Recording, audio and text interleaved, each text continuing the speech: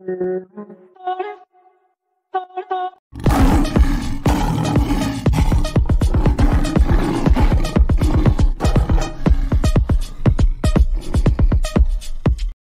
All, welcome back to my channel. నా VH ఛానల్కి మీకు స్వాగతం. మీలో కొంతమంది నా కాలేజ్కి వద్దామని చెప్పి నాకు కామెంట్స్ చేశారు కదా. సో ఫస్ట్ ఇప్పుడు దాని గురించి అనమాట ఈ వీడియో వచ్చేసి. అందుకే నా 3 నెలల అనుభవాలు మీతో చెప్తామని. సో చెప్పిన దాన్ని బట్టి వద్దామా లేదా అని మీరే డిసైడ్ అవ్వండి. ఎందుకంటే చాలామంది జర్మనీ ప్రైవేట్ కాలేజ్ కన్నా పబ్లిక్ కాలేజ్కి వద్దామని అనుకుంటారు కదా. సో అసలు నేను ఈ కాలేజ్కి ఎంత ఫీజు కట్టాను, అసలు ఏం సబ్జెక్ట్స్ ఉంటాయి, అసలు ఇక్కడ ప్రాసెస్ ఎలా ఉంటుంది అనే దాని గురించి చెప్తాను అనమాట.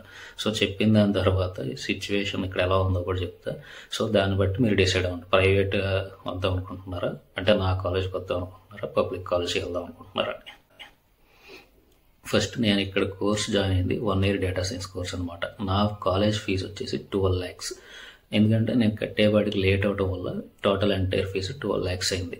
కొంచెం ఎర్లీగా కట్టి ఉంటే డిస్కౌంట్స్ ఉంటాయి అనమాట. సో డిస్కౌంట్లు బట్టి 8 lakhs 9 lakhsలో కూడా అయిపోతుంది అనమాట ఫీజు. అది డేటా సైన్స్ ఫీజు గురించి. 1 year డేటా సైన్స్ కోర్స్ నా ఫీజు వచ్చేసి 12 lakhs అనమాట. అది ఫీజు గురించి.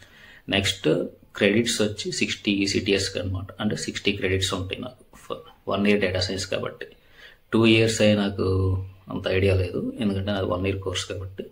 సో నెక్స్ట్ బేసికల్గా జర్మనీకి వచ్చేది ఏంటంటే పబ్లిక్ కాలేజ్ కోసం ఎక్కువ ట్రై చేస్తారు కదా.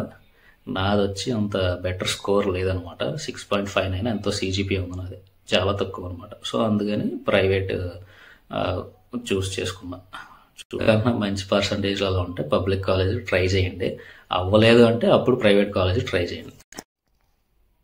ఇక్కడ ప్రాసెస్ ఎలా ఉంటుందంటే ప్రాజెక్ట్స్ ఉంటాయి అనమాట. ప్రాజెక్ట్ సబ్జెక్ట్స్, ఆ సబ్జెక్ట్కి మిమ్మల్ని గ్రూప్స్ కింద డివైడ్ చేస్తారు. ఇది ప్రైవేట్ కాలేజ్లో అయితే. పబ్లిక్లో ఎలా ఉంటుందో తెలియదు కానీ ప్యాటర్న్ ఇక్కడ ప్రతి సబ్జెక్ట్కి మిమ్మల్ని గ్రూప్ కింద డివైడ్ చేసి ఆ గ్రూప్తో మీరు వర్క్ చేసి ప్రాజెక్ట్ సబ్మిట్ చేయాలన్నమాట.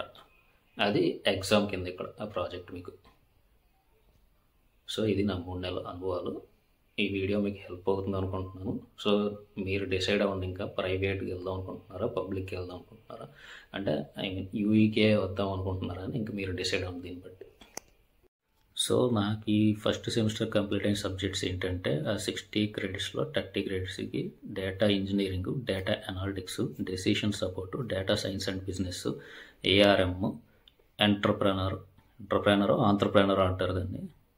ఇది ఒక్కటే మనకి ఎప్పుడు కన్ఫ్యూజన్, ఆంటర్ప్రెనరా. సో ఈ 6 subjects 30 credits అనమాట. సో ఇది. సో నెక్స్ట్ ఇప్పుడు చాలా వీడియోల్లో కానీ ఎక్కడో కానీ చూసుంటారు కదా, పబ్లిక్ కాలేజ్ చదివితే జాబ్స్ కొంచెం ఈజీ అవుతుంది, ప్రైవేట్లో చదివితే కష్టం అని.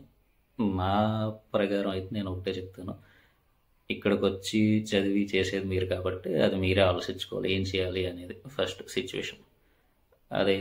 నేనైతే అదే అంటాను. ఎందుకంటే వన్స్ వచ్చిన తర్వాత మీరు జాయిన్ అవుతారా, పబ్లిక్ జాయిన్ అవుతారా, అది మీ ఇష్టం. మీకు పర్సంటేజ్ కానీ మంచిగా ఉంటే ఫస్ట్ పబ్లిక్కి ట్రై చేయండి. ఒకవేళ అవ్వలేదు అంటే అప్పుడు ప్రైవేట్కి ట్రై చేయండి.